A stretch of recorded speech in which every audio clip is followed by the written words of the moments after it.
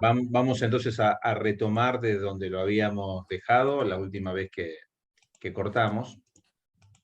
Algunas reflexiones importantes, yo creo, es darnos cuenta que estamos hablando, cuando hablamos de Sagrada Escritura, hablamos previamente de lo que es la encarnación, ¿no? La famosa frase del Evangelio de Juan: el Verbo se hizo carne, ¿no?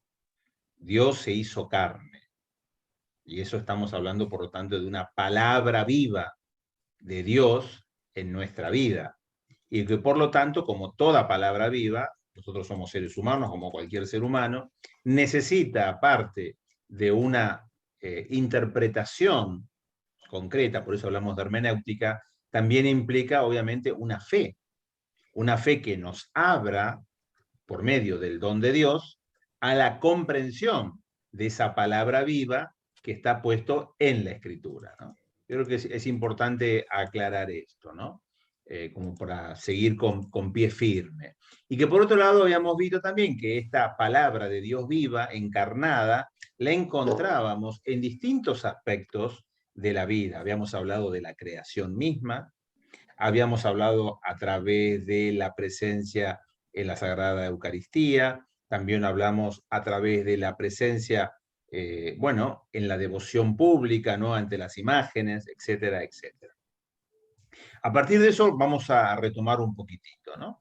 Esta palabra encarnada de Dios se va manifestando no solamente a lo largo de la vida de Jesús mientras él va predicando, manifestando a través de lo que él dice, pero también manifestándose a través de lo que transmite, no directamente con palabras, sino con la misma vida y la convivencia con sus apóstoles. Hoy justamente estábamos hablando de cómo Jesús elige a sus apóstoles, ¿no? Esa convivencia, ese estar con Jesús, de alguna manera también recibe esa palabra viva y que luego es transmitida a la iglesia a través de lo que llamamos nosotros la sagrada tradición. Dios se manifiesta con Jesús también en el mismo momento de la cruz. Recuerden que la palabra de Dios encarnada es crucificada y por lo tanto, al ser crucificada, me está diciendo algo, ¿no? El Dios, que es el vencedor, el Pantocrátor, famosa imagen de Dios omnipotente, de alguna manera en la cruz recapitula toda la palabra expresada durante su presencia encarnada en ese signo tan importante para el cristiano, ¿no? Para que sea para nosotros como una luz, ¿no? Como así dice en el Salmo 19, lámpara es tu palabra para mis pasos, luz en mi sendero. Bueno, esa luz es la cruz que manifiesta la palabra encarnada en nuestra vida. No es solamente un signo más, como si fuera una imagen, sino que debe ser para el cristiano una interpelación. Y por lo tanto, preguntarme, ¿qué me está pidiendo a mí Dios a través de la cruz? Y ver también cuáles son mis cruces, en el cual yo puedo verme identificado con esa palabra de Dios. Otro momento en el cual la palabra encarnada se manifiesta también es en el misterio pascual. ¿Ah? Recordemos, ¿no? En ese misterio pascual, Dios resucita. ¿Ah? Y en su resurrección atestigua que todo lo que él fue anunciando a lo largo de su vida se hace realidad. No eran simplemente dichos. Es decir, el verbo se hace carne y se hace historia humana. Y en la resurrección nos deja el testimonio de que todo lo que ha vivido y nos ha transmitido es verdad, ya que sin la resurrección en vano es nuestra fe, si no tuviéramos resurrección, ¿no? También es cierto que nos da otra cosa después de la resurrección. ¿Se acuerdan en Pentecostés? ¿Qué nos deja? Nos deja el Espíritu Santo. El Espíritu Santo es aquel que nos va a permitir interpretar, que nos va a dar esa asistencia para que nosotros podamos entender esa palabra viva que ya a esta altura ha sido desparramada por toda la creación. ya que Dios ha venido al mundo para la salvación de todos. ¿Correcto? Hay un texto que se cita de Galileo Galilei, que como ustedes saben fue un gran científico de la época renacentista, que dice que, digamos, en la creación nosotros podemos encontrar como si fuera un libro, ¿tá? En el cual, como obra de Dios, como un gran libro, y que en esa creación se expresa la sinfonía que Dios nos ha regalado. Él habla de sinfonía de la creación. ¿Por qué? Porque fue hecha por Dios, y como todo hecho por Dios, fue hecho bueno, para que nosotros en esa bondad descubramos esa presencia, ¿tá? Ahora bien, es importante tener bien en claro que esta forma en que Dios se manifiesta como palabra viva es una manifestación, que es una revelación del amor de Dios para nuestra salvación y que es única y definitiva para toda la humanidad, ¿tá? Es decir, Dios, expresándose como lo hizo, expresa todo lo que Él quería transmitirnos. No hay nada de lo que Dios haya querido transmitirnos que no lo haya hecho en esa manifestación, encarnación, muerte y resurrección y envío del Espíritu Santo. Esto debe quedar bien claro para todos. Ahora bien, ustedes saben, y creo que los que estamos aquí al ser de parroquia mariana lo tenemos bien claro, que también existen lo que denominamos comúnmente las manifestaciones o revelaciones con minúscula privadas. ¿Tá? ¿Cuál es la manifestación privada? Por ejemplo, la aparición de la Virgen de Fátima, o por ejemplo, la aparición de la Virgen de Lourdes, ¿no? Que creo que ustedes todos la conocen, ¿no? No nos va a manifestar nada nuevo que no lo haya manifestado Dios. Esto es lo primero que tenemos que tener nosotros como Iglesia Mariana bien clara. La manifestación de las vírgenes en distintas advocaciones no viene a completar ninguna revelación de Dios, ya que la revelación de Dios es definitiva en Cristo. Pero sí, estas revelaciones con minúscula en privado nos pueden ayudar para vivir plenamente, más plenamente, esta revelación de Dios acorde a la época concreta que nos toca vivir. Fíjense ustedes que la revelación de Fátima, la revelación de Lourdes, se da en un periodo de tiempo que, si ustedes se fijan, abarca menos de 100 años, concretamente. Bueno, no se dio en otro siglo, se dio en esa época, ¿tá? Fines del siglo XIX, principios del siglo XX. Obviamente tendrá que ver con el fin de aclaración que se busca para esa época, pero aclarando que no agrega absolutamente nada a la revelación que Cristo hizo de manera definitiva y única en su encarnación, muerte y resurrección. ¿Tá? Aparte, recuerden ustedes que más allá de las revelaciones particulares que pueda haber, como en este caso de la Virgen, Jesús nos da algo que es importantísimo, el don de su vida, con el envío del Espíritu Santo.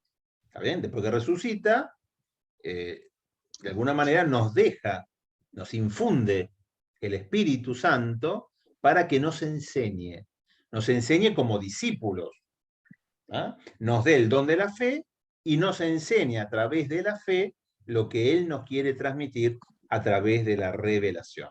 ¿Está bien? Recuerden que es el Espíritu de la verdad, es el Espíritu que le aclara a los discípulos cuando estaban confundidos, escondidos, temerosos, el Espíritu que da fuerza, es el Espíritu que desciende sobre los 12 apóstoles con María, estando en Pentecostés, y de alguna manera es el Espíritu que les hace a ellos tener la fuerza para anunciar esa vida encarnada de Dios, de Jesús, como una buena nueva, como una noticia que denominamos evangelio, a todo el mundo. ¿Tá?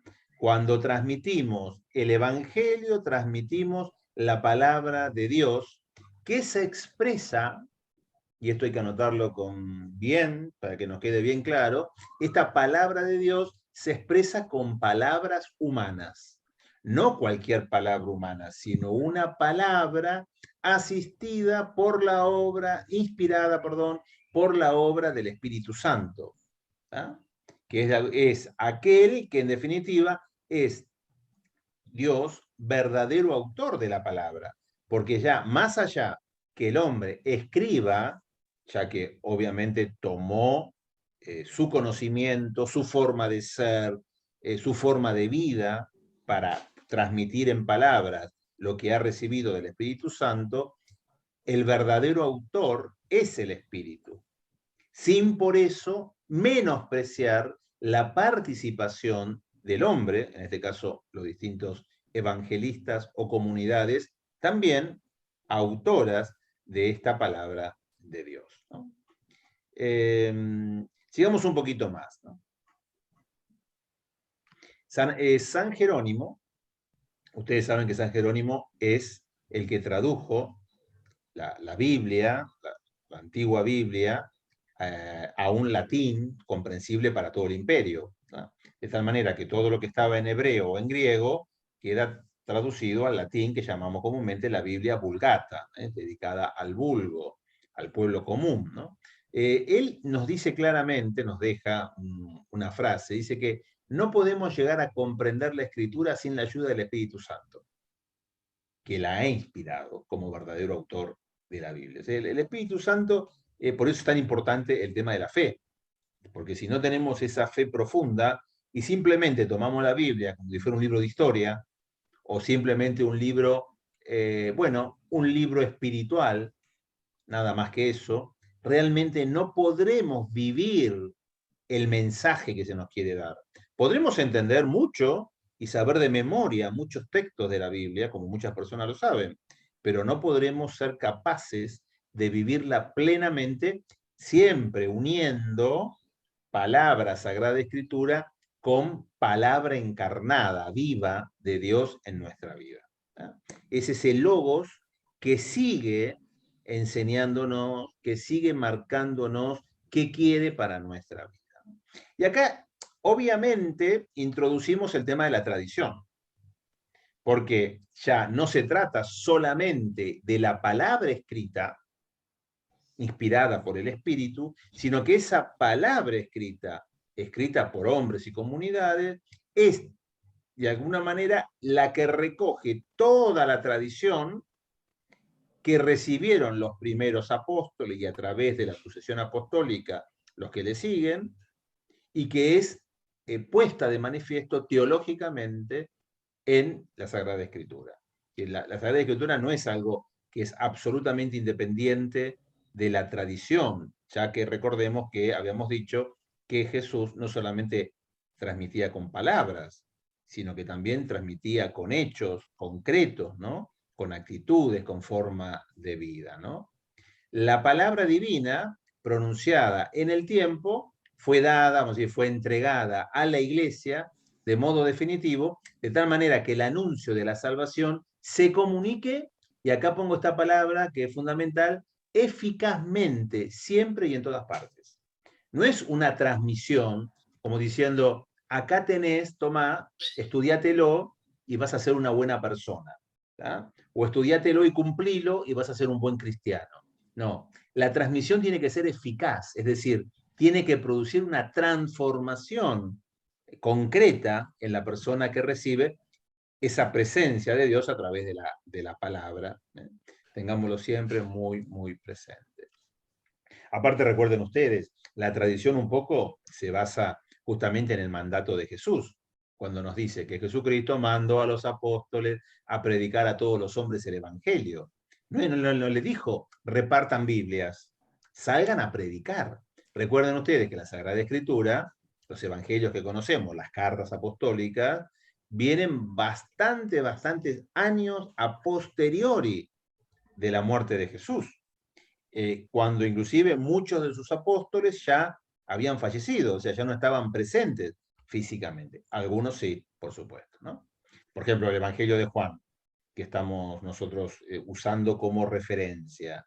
Recordemos que se considera que fue escrito el último Evangelio ya después del año 100. Es decir, para esa época ya no había absolutamente nadie absolutamente nadie vivo de los apóstoles, ¿no? Por lo menos como recapitulación del Evangelio, ¿no? Tenemos que tener presente, ¿no?, que el Concilio Vaticano II nos recuerda que la tradición de origen apostólico, es decir, los apóstoles que van transmitiendo la experiencia de vida con Jesús, es una realidad viva y dinámica, porque vivo y dinámico es Dios y vivo y dinámico son los seres humanos. Por lo tanto, que esta transmisión, esta tradición va creciendo en la Iglesia, pero no creciendo simplemente por lo que el ser humano quiera ponerle propio, sino crece con la ayuda del Espíritu Santo, ¿no?, que es el que inspira, el que asiste a todas las generaciones luego para poder realizar una verdadera interpretación de la Biblia, ¿no? Esto nos permite a nosotros crecer en comprensión, ¿ah? No es que nosotros vamos a descubrir una verdad que no existía, que creo que esto es muy importante, ¿no? Acá introducimos mucho el magisterio de la Iglesia. A veces mucha gente dice, no, porque la Iglesia inventa tal cosa, o la Iglesia dice cosas según la conveniencia. No, bajo ningún punto de vista. El magisterio de la Iglesia no agrega ninguna verdad, ni modifica ninguna verdad que ya está en la Sagrada Escritura. Simplemente lo que hace es facilitar nuestra comprensión, ¿eh?, como iglesia madre y maestra, ¿eh?, facilitar nuestra comprensión. De hecho, si realmente podemos encontrar muchas personas que jamás han leído ningún documento de la iglesia, por X razones, o por distancia, o porque simplemente no han tenido las disponibilidades necesarias, y que sin embargo, a través de esa presencia del Espíritu Santo, han podido encontrar esa verdad, que nunca va a contradecir, también hay que tenerlo presente, nunca va a contradecir, si es verdadera, a la enseñanza del magisterio de la iglesia. Porque si no estaríamos hablando que hay dos fuentes que se contradicen, y eso sí que no tenía ningún sentido, ¿no? En este sentido podemos decir que es la tradición viva de la Iglesia la que nos hace comprender de un modo adecuado, pongo el acento en esta palabra, adecuado, a la Sagrada Escritura como palabra de Dios, ¿no?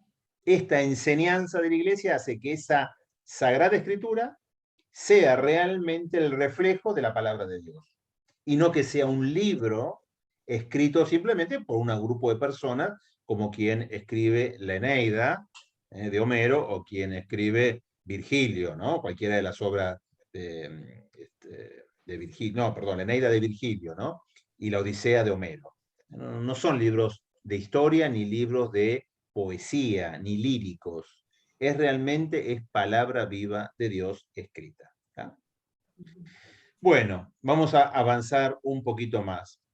Vamos a usar una frase de San Agustín que nos va a ayudar para inspirarnos, ¿no? Dice San Agustín: recuerden que es una sola la palabra de Dios que se desarrolla en toda la Sagrada Escritura, y un solo el verbo que resuena en la boca de todos los escritores sagrados, ¿eh? Más allá de lo que cada autor humano haya podido poner en el texto bíblico, que tiene mucho que ver con su forma de ser, con sus costumbres, bueno, su idiosincrasia en definitiva, o su historia, más allá de eso, es una sola la palabra de Dios, porque uno solo es el verbo que resuena en esa palabra escrita, ¿eh? Resuena concretamente en los escritores bíblicos, ¿eh? Bueno, sigamos un poquito más para que no demorarnos demasiado en estos puntos. Vamos a hablar, bueno, habíamos dicho en un momento que Dios habla, pero bueno, evidentemente Dios habla a alguien. Dios no habla al aire. Bueno, ¿a quién le habla Dios? Dios le habla al hombre, el centro de su creación. Y por lo tanto exige del hombre una respuesta a esa palabra de amor, a ese diálogo que inicia en nosotros. El Señor, el Señor nos ha hecho capaces a cada uno de nosotros de escuchar y responder a la palabra divina. Es decir, el hombre ha sido creado en la palabra y vive en ella. No se entiende a sí mismo si no se abre este diálogo. Es decir, es constitutivo del hombre el diálogo, porque el hombre fue hecho para entrar en ese diálogo con la palabra de Dios. San Agustín tiene una frase que también nos deja, que creo que es importante, nos dice, el hombre es capax Dei, es decir, es capaz de Dios, tiene capacidad de entrar en diálogo con esa palabra encarnada, ya que si no tuviera capacidad, en vano se hubiera encarnado esa palabra de Dios. Bueno, no tendría demasiado sentido, ¿está bien? Creo que es importante, ¿no? Y otra cosa también muy importante, que esa palabra de Dios es única. ¿Ah? Lo que nosotros llamamos antigua o nueva alianza, no es que se trate de dos libros que se tratan de componer para que coincidan o digan cosas parecidas. No, no, no, no, no. Todo es un don de Dios.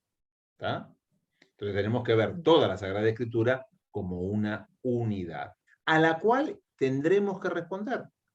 ¿Tá?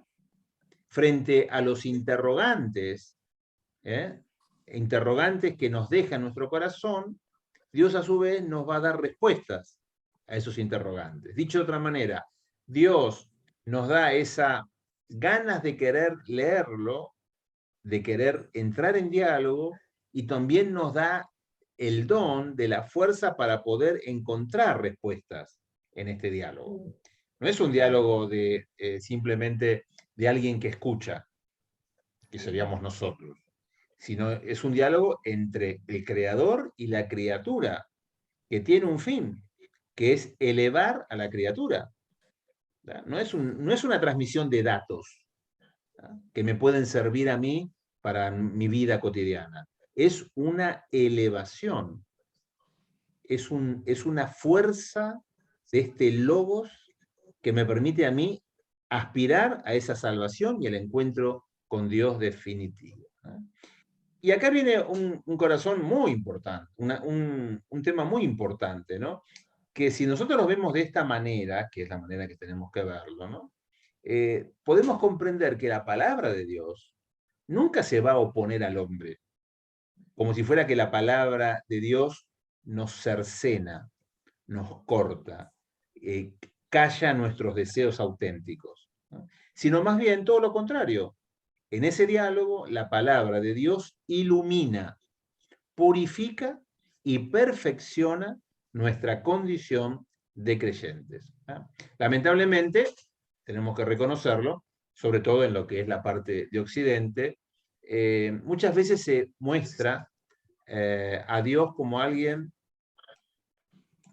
Hola, ¿me escuchan ahí? Sí, sí. Bueno.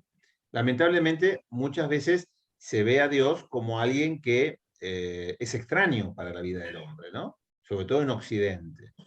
Yo creo que hay que quitarlo eso. Dios no es alguien que es ajeno a la realidad del ser humano, sino que realmente ilumina nuestra vida y nos purifica para que nosotros podamos seguir creciendo, ¿tá? Desde este punto de vista, es importante que nosotros como fieles aprendamos a dialogar con palabras de seres humanos, de hombres y mujeres, dialogar con esta palabra de Dios. Y a partir de ese diálogo, afrontar nuestra vida cotidiana. ¿Está bien? Ahora, bien, en los Salmos, y esto yo siempre recomiendo a la gente que se anime a leer de corrido todos los Salmos, porque creo que nos da un sentido integral. A veces cuando leemos solamente pedacitos, nos quedamos con pequeñas ideas, ¿no? En los Salmos encontramos toda, digamos, una serie de altibajos, sentimientos que el hombre experimenta en su propia existencia, ¿no? En su forma de vivir. Y que se presenta ante Dios. ¿Tá? Ahí tenemos expresiones de gozo, dolor, angustia, esperanza, temor, ansiedad, ¿no? Bueno, esa es una manera de encontrar reflejado ese diálogo. Es decir, la escritura no es para marcianos. La escritura es para seres humanos que viven todas estas realidades que acabamos de describir. El hombre abre su corazón frente a este diálogo, se somete a través de la fe. Recordemos esto, es importantísimo. Dios se revela, ¿tá? Cuando Dios se revela, el hombre tiene que someterse con la fe. Porque si vamos a reducirnos a leerlo como un texto filosófico, vamos mal.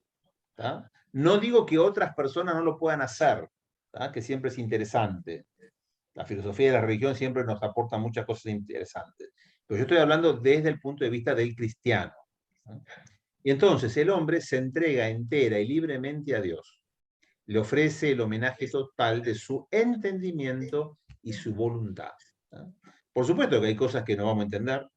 Por supuesto que hay cosas que de alguna manera vamos a ver que nos cuesta aceptar, porque quizás no nos convencen.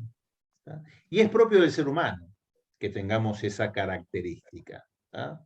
Pero es importante que lo veamos con ojos de fe. ¿Tá?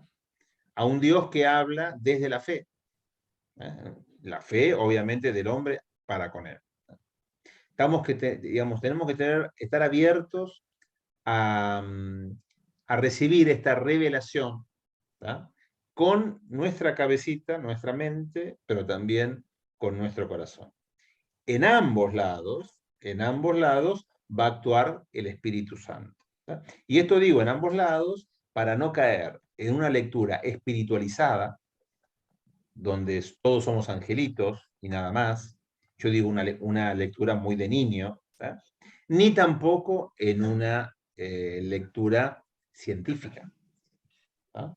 Contra estos dos extremos, la Iglesia se ha pronunciado de manera concreta a través de dos grandes papas, diría yo. El primero, León XIII, fines del siglo XIX, ¿no? Que trata de advertirnos acerca de una lectura meramente científica, racional. ¿Ah? O mejor dicho, no racional, sino racionalista, porque racional siempre es la lectura, ¿ah? Que solamente va a lo que puede comprobar científicamente. Y también otro, Pío XII, ya a mediados del siglo, a principios del siglo XX, que nos advierten, digamos, con respecto a lo que son las lecturas místicas, y ni siquiera místicas, espiritualizadas, ¿no? Como si todo fuera presencia de Dios, en donde la realidad del hombre no tiene mucho que decir o no tiene mucho que aportar, ¿no? Creo que ambas lecturas son equivocadas. Bueno, el Espíritu Santo, cuando actúa en la enseñanza, actúa en nuestra mente y en nuestro corazón. ¿Tá? No caigamos, por favor, en la tentación de irnos para ninguno de los dos extremos. ¿Tá? Ahora bien, la Sagrada Escritura nos dice muchas cosas. Y por supuesto nosotros tendremos que tratar de, a la luz del Espíritu Santo, poder captar lo que nos quieren transmitir, ¿no? Pero esencialmente también la Escritura nos muestra el pecado del hombre. ¿Cuál es el pecado del hombre? Bueno, si Dios nos habla, ¿cuál será el primer pecado del hombre? Que lo primero que cometería el hombre en contra de ese diálogo con Dios. No hablar, ¿no? Y no hablar significa no escuchar. Es decir, si alguien me va a hablar para decirme algo, antes de saber si yo voy a cumplir o no, o voy a vivir eso que me habla, o voy a captar y voy a tratar de ser lo mejor posible para lo que me está diciendo, lo primero es escuchar. ¿Eh? Ahora, si no escucho, ese es el primer pecado. Y precisamente fíjense que la raíz de la palabra obediencia da a entender justamente la escucha. Alguien es obediente cuando escucha. Un niño es obediente cuando escucha al padre. Si no lo escucha, nunca va a poder ser obediente. Porque obediente de qué? Si el padre no le pudo transmitir absolutamente nada. ¿Ah? Y aparte, fíjense que también en la Escritura, Jesús nos muestra el modelo. Porque el primero que es obediente al Padre, ¿quién es? El mismo Jesús. ¿Ah? Es Jesús el primero que entra en un diálogo trinitario con el Padre para hacer la voluntad del Padre. Por lo tanto, lo primero que se nos va a exigir a nosotros, cuando leamos la Sagrada Escritura, más allá de empezar a ver todo si el año en que pasó esto, el rey, dónde existió, dónde está la tumba, y un montón de análisis históricos, geográficos, arqueológicos, etcétera, filológicos, va a ser ponernos en presencia de Dios y decir, Señor, habla que tu siervo escucha. Creo que esta actitud es la primera que debemos tener cuando nos enfrentamos justamente a esta Sagrada Escritura, que es palabra viva. Hay un modelo que también nos propone este documento de escucha de esa palabra. ¿Quién se imaginan ustedes que puede ser ese modelo de persona que escucha con familiaridad la palabra de Dios? La Virgen María. La Virgen María, clarísimo. Es inmediato la respuesta. ¿Tá? Primero porque es la madre. Y lo escuchó ya desde su vientre. Esto es muy interesante, ¿no? A veces uno se pregunta, ¿qué le transmitía esta palabra viva encarnada a su madre? ¿Qué le transmitía a su madre a los apóstoles luego? ¿No? Ustedes saben siempre que, bueno, cuando uno es joven, tiene sus amigos y le transmite cosas, ¿no? Pero si alguien quiere conocer realmente a ese joven, uno tiene que abrir bien los oídos para escuchar lo que dice la madre, ¿no? Porque la madre lo conoce mucho más que la misma persona, muchas veces, ¿no? Y hay un pasaje bíblico en el cual la Virgen se manifiesta, que es el Magnificat, ¿tá? Que, por decirlo de alguna manera, el Magnificat, más allá de ser una oración, es como un retrato del alma de María.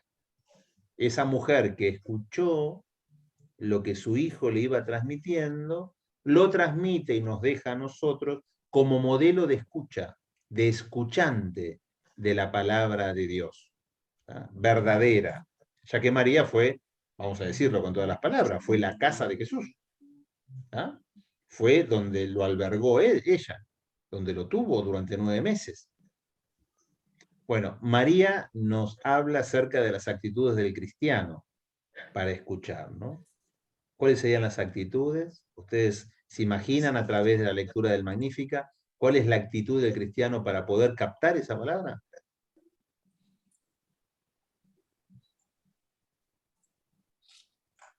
Escucho, ¿eh? Acuérdense del Magnífica. Yo les digo una, humildad. Humildad. ¿No? Es la humildad. Humildad, muy bien. Pobreza, pobreza interior.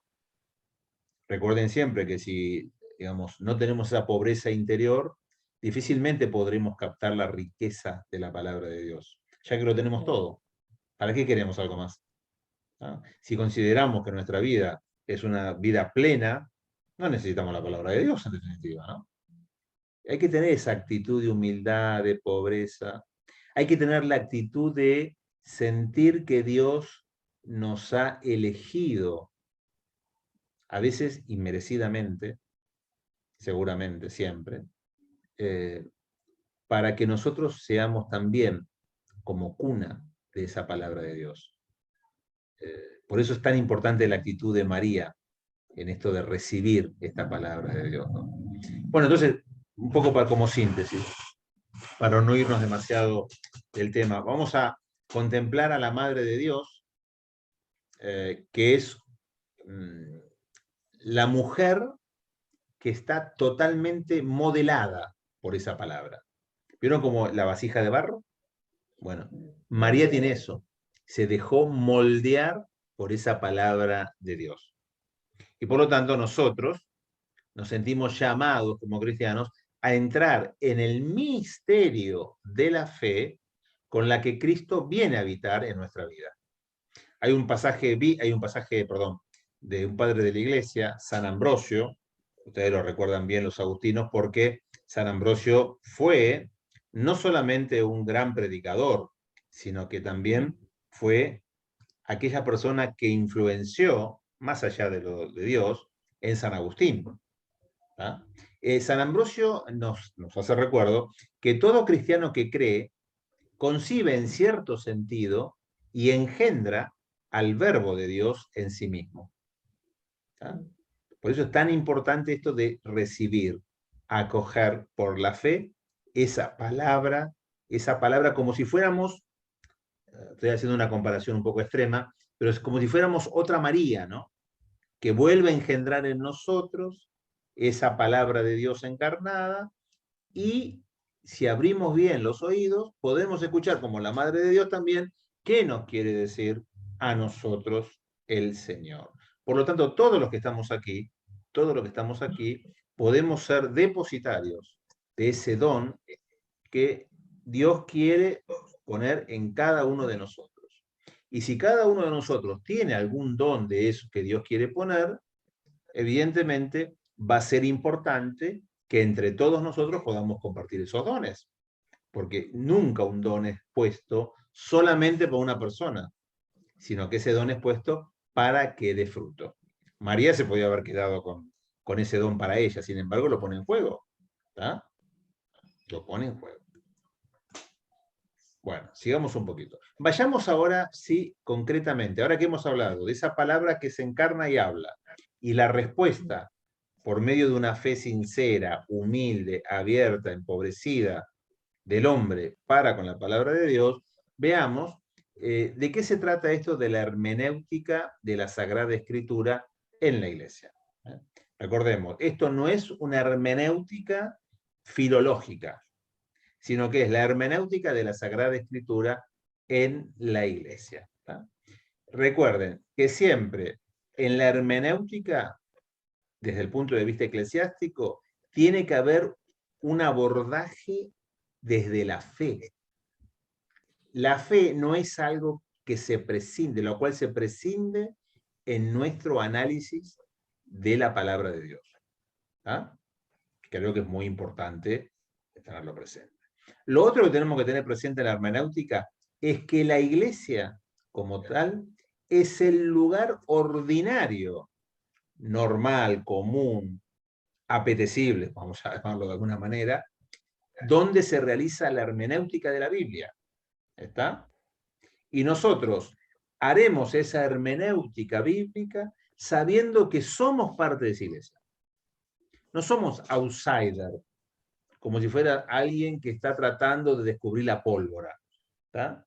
Sino que estamos tratando de clarificar algo que ya fue dado a la iglesia de manera total, íntegra y verdadera. Cuando interpretamos la Sagrada Escritura, la interpretamos en la iglesia. ¿Ah? En la iglesia. Y la interpretamos a través de la fe. Y eso no hay que tener ninguna vergüenza en decirlo. ¿Ah? Habrá gente que, por supuesto, podrá hacer una interpretación científica, allá ellos. Eso no es la hermenéutica que nosotros buscamos. Si no tenemos fe, sin la fe, falta como si fuera el password, ¿no? Ese código para poder abrir una caja, un programa. Bueno, la fe sería como ese password. Luego tendremos, una vez que entramos en el programa, en la caja, tendremos que tratar de entender lo que hay adentro. Pero si no entramos, no hay manera de poder entender nada. Yo creo que es clarísimo, ¿no? Recuerden esto, la fe es la clave de acceso al texto evangélico, al texto sagrado. ¿Ah? Por lo tanto, si nosotros queremos realizar una hermenéutica bíblica, lo primero que tenemos que tener es la fe en Jesucristo y conocer a Jesús. Hay una frase famosa de San Jerónimo que dice, si no lo recuerdo mal, dice, el que desconoce la palabra desconoce a Jesús, ¿no? Desconoce a Cristo. Claro, desconoce a Cristo en definitiva. Entonces, uno empieza conociéndolo a Cristo. Si vos no conoces a Cristo, lo que estás leyendo carece mucho de sentido, ¿no? Son historias, más buenas, menos buenas, más interesantes, menos interesantes. A veces yo me pongo a pensar cuando pasan estas novelas bíblicas, ¿no? Que se han puesto tan de moda últimamente. Bueno, ¿cómo miramos eso? ¿Lo miramos como una novela? ¿O lo miramos con ojo de fe? Si lo miramos con ojo de fe, vamos a encontrar 1000 defectos. Obviamente porque sabemos que yo diría que el 90% de lo que muestran en esas novelas, bíblicamente hablando, desde la fe, falso, absolutamente. Ahora, si nos enganchamos nada más con la historia, bueno, pasaremos un buen momento, ¿tá? Pero tengamos en cuenta que eso ya no es la interpretación verdadera de la fe. ¿Está bien? Sin gracia interior, no podemos leer la Biblia. ¿Tá? San Agustín nos deja una frase que creo que es muy importante y que insiste Santo Tomás de Aquino mucho en esto también. Recuerden que Santo Tomás de Aquino es el gran teólogo de la Iglesia, que nos ha dejado obras magníficas de teología. Haciendo referencia a San Agustín, dice que también la letra del Evangelio mata y falta la gracia interior de la fe que sana. ¿Ah? Por favor, es muy importante estar en gracia. A veces le digo a la gente, ¿y vos qué haces? Sí, bueno, yo agarro la Biblia y la leo a la noche y por ahí un poquito. Bueno, a ver, no está mal en el sentido de que de alguna manera nos dispara mociones interiores para que nosotros podamos ir creciendo. Pero, ¿qué tal si antes de leer la Sagrada Escritura nosotros limpiamos nuestro corazón? Por ejemplo, nos confesamos, ¿eh? Por ejemplo, digamos, podemos entrar en diálogo con Dios desde un encuentro en oración y luego leer la Sagrada Escritura. ¿Cuántos hay, y a veces también nos incluye, que agarramos la Biblia y empezamos a leerla como, bueno, tratando de sacarle jugo a algo que en realidad tendría que partir previamente de un encuentro con Dios, verdadera palabra encarnada, ¿no? Un criterio fundamental para hacer hermenéutica bíblica. El lugar por excelencia desde el cual hacemos una interpretación hermenéutica, escriturística, es la vida de la iglesia. ¿Ah? El pertenecer, el estar en la iglesia. ¿Okay? Digo esto porque es un criterio al cual los, vamos a decir, los exégetas, los estudiosos, deberían plegarse. ¿Tá? No por una imposición de la iglesia, sino por que la palabra de Dios ha sido dada para ser interpretada desde la fe. ¿Ok? Bueno, y ya nos quedan 5 minutitos nada más, porque recuerden que estamos respetando la hora como máximo. ¿Tá? Tengan presente esto, ¿no? Ninguna predicación de la Escritura está a merced de interpretaciones personales. ¿Ah? Ya que ninguna predicación antigua aconteció por designio humano. ¿Ah? Así como eran hombres los que escribieron a través o por parte de Dios. Por otra parte, es precisamente la fe de la Iglesia quien reconoce en la Biblia la palabra de Dios. ¿Ah? Por lo tanto, tengamos presente esta condición de pertenencia a una iglesia que no solamente nos da la palabra de Dios, sino que también la interpretación de la palabra de Dios. ¿O cómo creen ustedes que llegó la Biblia hasta nosotros? ¿Ustedes creen que la Biblia la escribió, no sé, una persona hace 2000 años y nosotros nos cayó la versión, digamos, de la Biblia de Jerusalén en nuestras manos? No. Hubo una iglesia que tomó esa palabra escrita a través de la asistencia del Espíritu Santo, pudo discernir qué era lo verdaderamente palabra de Dios y qué era otra cosa que no era palabra de Dios. ¿Tá? San Agustín tiene una frase también, fíjense las veces que repetimos San Agustín en todo esto, que para mí es maravillosa. Yo cierro con esta frase, que creo que es muy valiosa.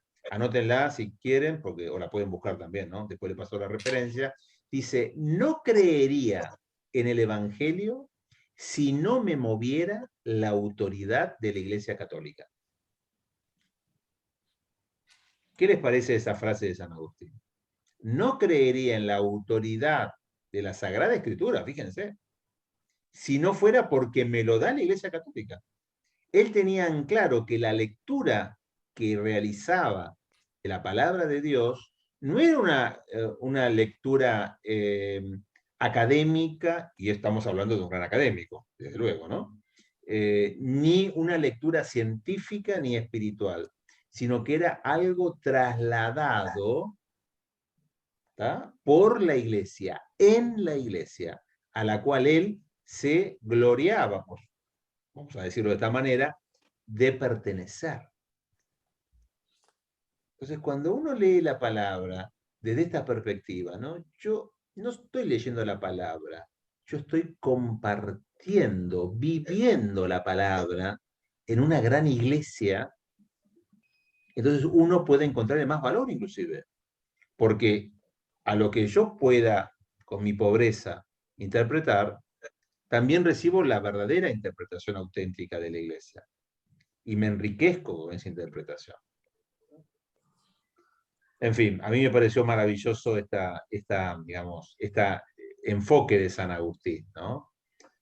Si no está la iglesia como autoridad, no creería en el Evangelio. Fíjense lo dramático y lo definitivo que es San Agustín en esto de leer la Biblia en la iglesia. ¿Por qué? Porque San Agustín tenía un gran sentido de la pertenencia de todos como cuerpo místico de Dios. Entonces, leer la palabra de Dios que se transmite a través del Espíritu Santo en el cuerpo de Cristo al cual todos pertenecemos, y resulta que yo quiero leer esa palabra que se asiste por el Espíritu Santo saliendo de ese cuerpo, no tendría mucho sentido, ¿no? Es decir, una planta que sale de la tierra a la cual pertenece, ¿puede vivir? ¿Puede dar fruto? Bueno, yo creo que ese concepto lo debemos tener claro nosotros para la hermenéutica, para la interpretación que hacemos de la Biblia, ¿tá?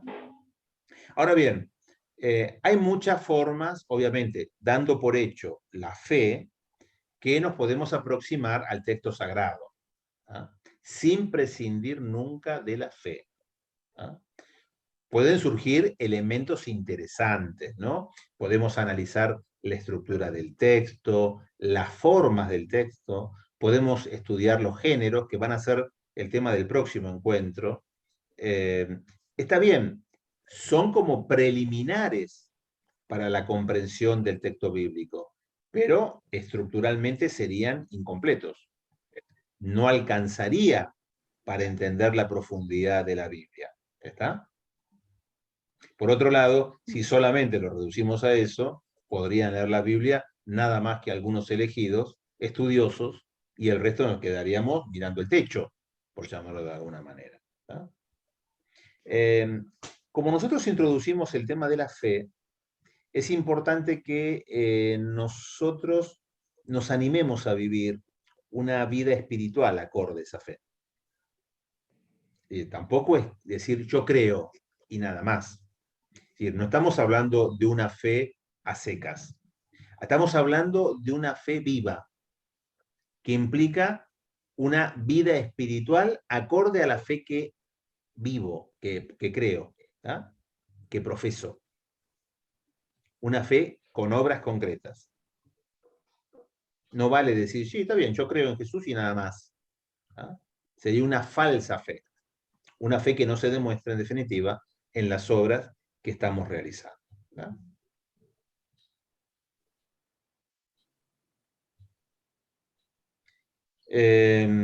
Bueno, hasta acá terminamos, porque ahora viene ya la parte más práctica, ¿no?, de hacer la hermenéutica, los 5 pasos de la hermenéutica, que como ya el horario que es, ya llevamos 1 hora, no vamos a tener tiempo, pero el viernes que viene terminamos ya con esto de los 5 pasos.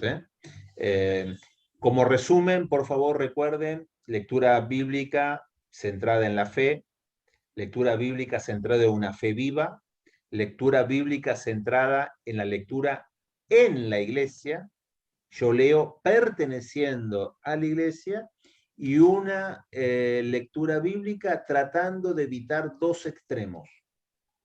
El primer extremo, ¿tá?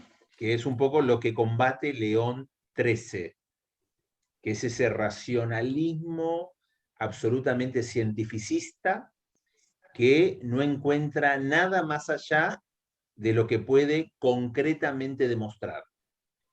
Y también evitar el otro extremo que combate Pío XII, que es ese extremo espiritualista que solamente hace una exégesis mística de la palabra de Dios, rechazando cualquier realidad concreta y hasta científica que pueda haber en la misma Biblia. ¿Tá? Hay que evitar los dos extremos. ¿Tá? Muy bien. Bueno, vamos entonces ahora sí, para concluir, a algunas reflexiones, intervenciones, preguntas o comentarios que ustedes quieran hacer. Podemos abrir todos los micrófonos, de tal manera que apenas el primero que se anima, lanza bueno, el comentario que quiera hacer. Padre, ¿puedo hacer una pregunta? Claro que sí. Usted hizo referencia, cuando habló de la tradición de la Iglesia, a la transmisión eficaz de la Biblia, e hizo hincapié en esa eficacia porque desde esa eficacia se lograría la transformación de la persona que tiene que recibir la palabra de Dios. Correcto. ¿Usted puede profundizar un poco acerca de la eficacia o de qué factores intervienen para que la transmisión del Evangelio sea eficaz? Bueno, ¿Cuánto primero vamos depende a del que definir, transmite y cuánto depende del que recibe la palabra? bueno, primero vamos a de definir Dios? qué entendemos por eficaz. Yo defino eficaz como aquello que hace lo que dice. ¿Está? O sea, no es solamente decir algo. O sea, yo, por ejemplo, digo, yo soy vamos a decir, un director de obra, de una obra, ¿no? Una obra de un edificio. Si yo digo algo, mi palabra será eficaz si lo que yo digo genera ese edificio. Si no, mi palabra será simplemente una palabra de alguien más. Por más que tenga el gobierno de la obra, ¿no? Ahí está el tema de la diferencia que hay entre autoridad, que es la persona que puede llevar adelante algo, más allá de decirlo, ¿tá? Y la persona que tiene el cargo. Sí, yo tengo el cargo, no quiero hacer referencias políticas, ¿no? Pero digamos, yo tengo el cargo, pero finalmente mi cargo no sirve de nada, porque nada de lo que yo quiero hacer lo puedo hacer realmente, porque en realidad el poder, la eficacia está en otro lado. Creo que es muy actual este ejemplo, evidentemente, ¿no? Entonces, esa eficacia va a venir realmente para ser eficaz y actuar, va a venir realmente si proviene de la tradición. ¿Por qué? Porque la tradición no es un conjunto de datos o de ideas dada por un grupo de personas, sino que la tradición proviene de una elección que hace Dios para transmitir a través de esa tradición lo que Él quiere transmitir. Es decir, la eficacia proviene de Dios. Pero la eficacia que proviene de Dios será verdaderamente eficaz si es transmitida a través del medio que Dios quiere elegir para esa transmisión. ¿Tá? Es decir, pongo el mismo ejemplo del constructor, ¿no? Si el constructor, supongamos que es la persona efectivamente que hace posible que el edificio se construya, y quiere transmitir las órdenes, los planes, pero no los transmite por los canales por los cuales le llega a las personas que están trabajando, me imagino una oficina, un mail, vamos a decir, orgánico, ¿no? Institucional, todo lo que pueda decir por otros lados carece de autoridad, porque no es solamente importante quién lo dice, sino la manera en que lo transmitís. ¿Ah? Si a vos te llega al WhatsApp un mensaje que dice, el Papa Francisco dijo que, ¿vos le creerías? Yo Depende de ni quién me lo loco. mande. Yo ni loco. Ahora, si a mí me llega un mail del Vaticano firmado Claro. con una cosa, firmado por el Papa Francisco, yo le doy autoridad. ¿Ah? Ahí viene la tradición. La tradición no es un grupo de personas que por antigüedad se dedicó a decir cosas y a escribir la Biblia. ¿Ah? Porque recuerden que la tradición, estamos hablando de una tradición oral, ¿tá? Cuando la Biblia todavía ni siquiera estaba escrita. Porque si no, tendríamos que caer en la pregunta, bueno, si la Biblia no fue transmitida por esa tradición eficaz, ¿tá? Que hace que lo que aparece escrito sea verdadero, entonces, digamos, ¿de qué manera escribieron eso que escribieron? ¿Qué, por adivinanza? Un día se juntó y dijeron, bueno, Jesús dijo tal cosa, ¿no? Adivinanza, no. Tiene que ser alguien que de alguna manera estuvo en contacto con esa palabra viva y que pudo recibir a través de la inspiración del Espíritu Santo todo lo que Dios quería poner para que sea factible eficazmente nuestra salvación. Por eso es tan importante la tradición en esto de transmitir el mensaje de Dios. Ustedes saben que la tradición actúa como fuente de revelación. No es solamente la Sagrada Escritura. Es la Sagrada Escritura más la tradición. Porque por otro lado, si no, habría un hueco entre Jesús y la Sagrada Escritura que nadie podría llenar. Y entonces la pregunta es, bueno, ¿y cómo se transmitió? Por adivinanza. Suena un poquito difícil, ¿no? Dios no juega la adivinanza con el ser humano. A tal punto no juega que se encarnó. No olvidemos nunca eso. Se encarnó. Y si se encarnó, es para entrar en diálogo con el hombre. Porque si no, no se hubiera encarnado. Directamente le hubiera mandado la inspiración del Espíritu Santo a un grupo de personas. Toma, acá tenés la Biblia. ¿Para qué se encarnó entonces si no? ¿Está? Yo creo que es muy importante eso, ¿eh? Es fundamental, diría yo.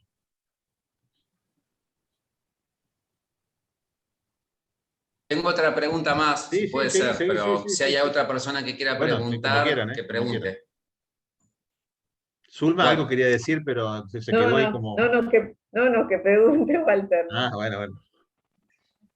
usted, padre, dijo que Dios habla de muchas maneras y le habla al hombre y exige del hombre una respuesta. Y también dijo que Dios le dio al hombre la capacidad de escuchar y también le dio la capacidad de responder. Y la pregunta va, frente a un agnóstico que puede decir, yo no siento que Dios me haya dado la capacidad ni de escucharle ni de responderle. ¿Qué le podemos decir a esa persona? Bueno, yo lo primero que diría es que en el diálogo con una persona uno no puede manejarse solamente con sentimientos. Es decir, porque si solamente me manejo con sentimientos, ¿ah? No se podría hacer prácticamente nada en la vida. Y entraríamos en una especie de relativismo peligroso. ¿Por qué? Porque yo, con ese, digamos, con mi sentir, básicamente, no siento que yo tenga que preguntarle nada a Dios. Bueno, no habría manera de encarar no solamente el tema bíblico, sino no habría tema de encarar ningún tema. Porque nos podríamos hablar nosotros dos y no habría manera, porque yo, cualquier cosa que vos me dijeras, yo te puedo decir, bueno, pues yo siento otra cosa.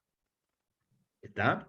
Yo creo que detrás de esa pregunta ya hay ya como una especie de, bueno, yo diría de impronta relativista, ¿no? ¿Por qué? Porque de hecho vivimos en un mundo relativista. Eso es concreto. ¿Ah? ¿Cuántas veces hemos escuchado, bueno, esa es tu verdad y no la mía? ¿No? Bueno, pero frente a eso, vos lo que estás diciendo es decir, bueno, no hay manera de entrar en diálogo. Es decir, un agnóstico no podría ya no solamente entrar en diálogo con Dios, con la palabra encarnada, no podría entrar en diálogo con el que tiene al lado. ¿Me explico? ¿Por qué? Porque en definitiva, esa persona que tiene al lado es un ser encarnado, un ser humano. Y Dios ha querido entrar en diálogo como un ser encarnado también. Ya no nos habla como a Samuel, ¿no? Que le dice, Samuel, Samuel, aquí estoy, ¿no? Pobre Samuel que no sabía para dónde correr, ¿no? Sino que se encarna. Ahora, si el agnóstico no cree en esa encarnación, en esa posibilidad de diálogo, tampoco puede creer en otra posibilidad de diálogo con nadie, en definitiva, ¿no? De última me podría decir, bueno, pero yo a esta persona la veo, ¿no? Bueno, es cierto, vos la ves, pero vos viste a las otras personas de la cual él proviene, porque esta persona que tenés al lado de vos no vino de la nada. Su cultura, su pensamiento, su filosofía, su ideología, su forma de ser, proviene de un contexto familiar, social, comunitario, que de alguna manera define la manera en que va a entrar en diálogo con vos. Yo te diría lo mismo. Si entra en diálogo con nosotros desde la fe, nosotros también tenemos nuestro contexto de fe, de cultura católica, de historia, de tradiciones, en fin, de todo 2000 años consecutivos de creencia. Entonces yo no entro en diálogo solamente con lo que se me presenta en el momento.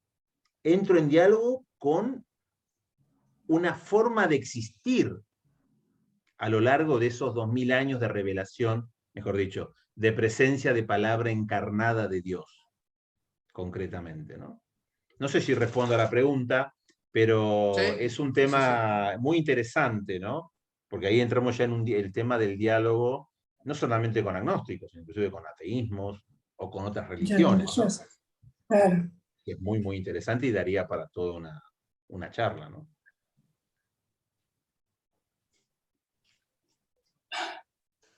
Inés, hoy felicidades porque es tu día. Muchas gracias, muchas gracias. Santa Inés, Santa mártir. Inés. Sí. Vos fijate, ¿no? El caso de Inés. Inés es una mártir, que creo que es del siglo II, me parece, Creo que sí. martirizada por los romanos, ¿no? Ella cuando muere, no recuerdo bien, pero creo que eran algo así como 14 años, era una niña, o menos quizás, pero pongámosle esa edad. Era una niña, ¿no? Y la liturgia que hoy estábamos leyendo, el oficio de lectura, decía, relatando el acta de los mártires, decía que Inés, como otras niñas, que en otro momento no podía ni siquiera soportar la cara de enojo de los padres y que ni siquiera podía soportar el pinchazo de una aguja cuando era niña y se ponía a llorar. Sin embargo, por ese encuentro con Dios, por esa presencia de la palabra encarnada de Dios en su vida, en la iglesia, porque ella pertenecía a la iglesia, y una de lo que se le proponía era que hiciera apostasía de la iglesia para ser liberada del martirio, y sin embargo ella soporta la espada del verdugo. Qué cosa fuerte, ¿no? Por eso cuando yo digo que es eficaz la palabra de Dios, es eso, te da la eficacia para poder afrontar hasta un martirio. Así que felicidades. Gracias, gracias. Hay dos Inés en el grupo. Inés también, sí. Triguero. ¿Cómo? Que felicidades a las Ineses. No sé si también he dicho Inés, pero a las Inés. Inés, a las Inés. Ahí está.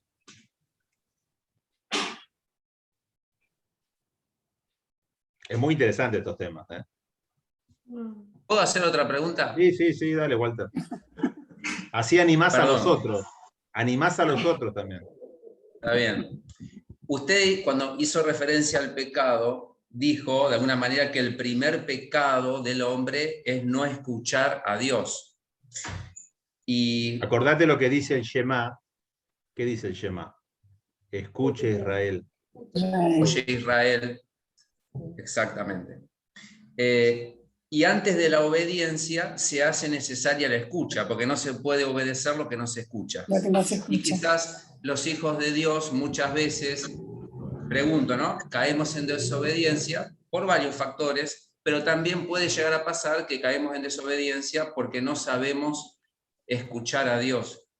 ¿Qué nos puede decir, Padre, cuando nosotros podemos llegar de alguna manera a notar que no estamos sabiendo escuchar a Dios? ¿Cómo podemos volver como de alguna manera, si cabe el término, cómo podemos hacer como para volver a sintonizar con Dios, para que esa escucha que quizás en algún momento existió, fue como perdiéndose o se fue haciendo cada vez más débil? ¿Cuál es el camino para retomar ese diálogo con Dios?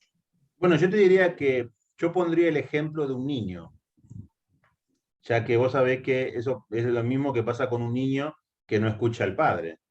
Y acordate que nosotros tenemos un papá que es Dios, ¿no? Entonces, el niño, bueno, eso es bueno también ponerlo como ejemplo, porque creo que todos acá, a pesar de que algunos no nos acordamos, hemos sido niños, ¿no? Eso es lo bueno.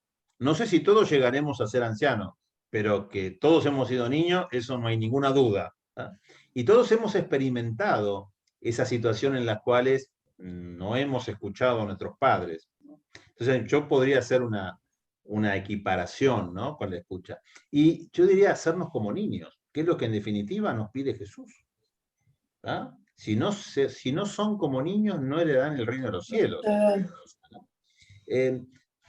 Claro, no significa ser solamente la inocencia del niño, como muchas veces se lo muestra, ¿no? Por supuesto que la inocencia es algo fundamental, ¿no? Porque es la pureza, en definitiva, ¿no? Pero ser niño es mucho más. Ser niño es ser dócil, ser niño es escuchar, ser niño es aceptar, aún en la falta de entendimiento, ¿no? Recordemos el caso de Abraham e Isaac, ¿no?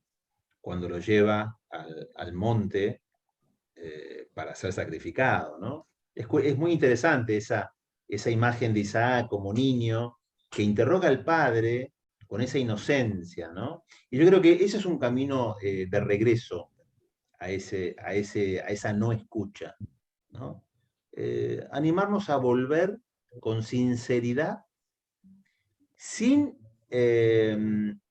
condiciones, pero sin condiciones de nuestra parte, porque Dios no las pone, somos nosotros las que ponemos condiciones. Lo primero que decimos: Dios no me va a escuchar, Dios no me va a aceptar, yo soy un gran pecador y no me merezco esto. Todas son cosas que nosotros ponemos de adultos, pero que no lo pone un niño.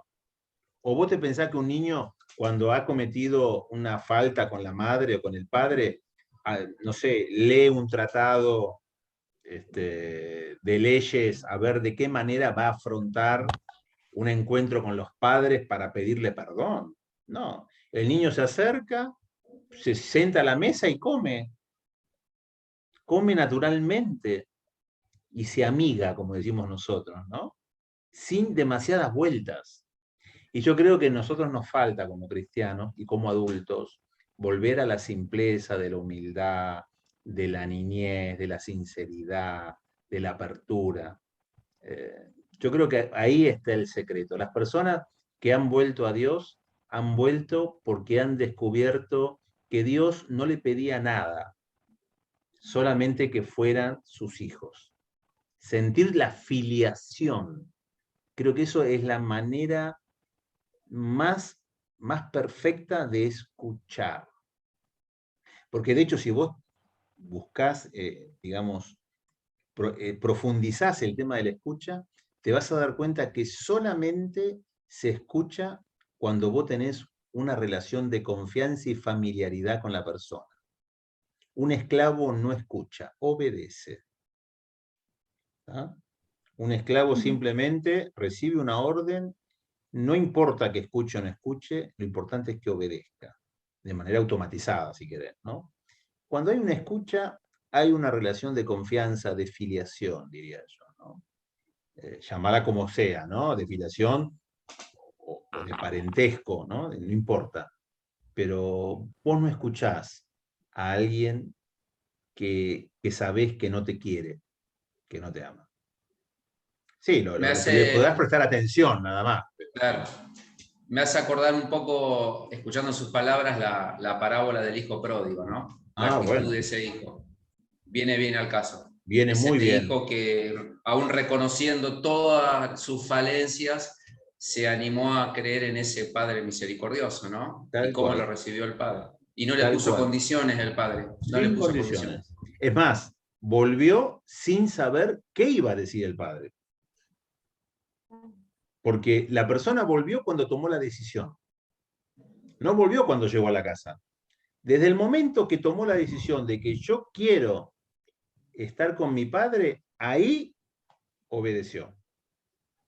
Porque escuchó el mensaje que Dios puso en su corazón, que es esa atracción al Padre Dios. ¿Ah? Es decir, dicho de otra manera, Dios siempre está llamando.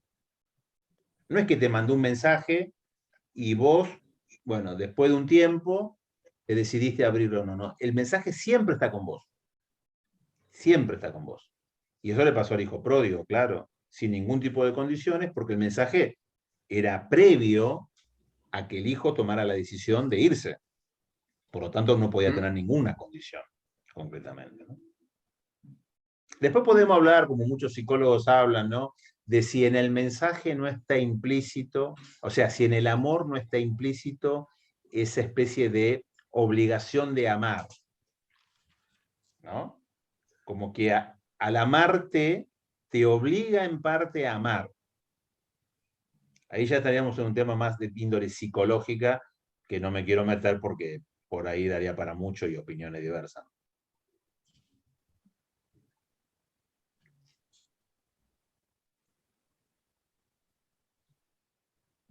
¿Qué más? Sigamos. Nos quedan 2 minutos hasta terminar mi 20.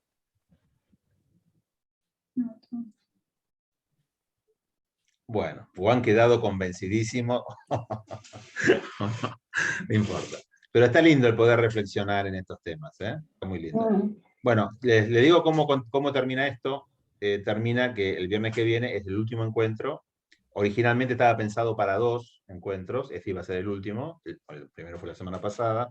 Pero no me daba el tiempo, porque si no hubiera sido meter toda la parte de análisis del método histórico crítico, que es el método que vamos a ver para la lectura desde la fe, recuerda, conceptos muy importantes de la Biblia.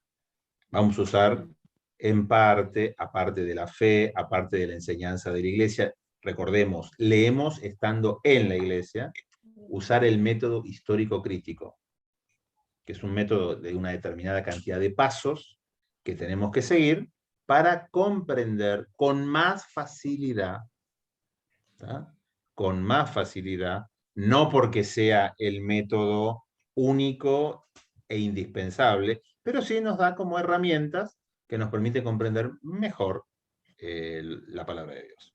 ¿Ven? Sabiendo que la mejor forma de comprender la palabra de Dios es encontrarse con la palabra de Dios que está encarnada, ¿tá?, a través de la presencia del Espíritu Santo que se nos ha dado a todos nosotros, ya que todos somos hijos de Dios. ¿Tá? Bueno, gente, los despido, que pasen una buena jornada, que no llueva mucho el fin de semana, que podamos disfrutarlo. Muchas gracias. Muchas gracias. Nos vemos. Chao, chao. Hasta Chao. luego. Gracias. Después lo subo a Gracias, YouTube como Zulma, hicimos por con el el otro. aviso. Ok. De nada, Inesita. Besito. Hasta luego, feliz día. Chao, chao. Gracias, gracias.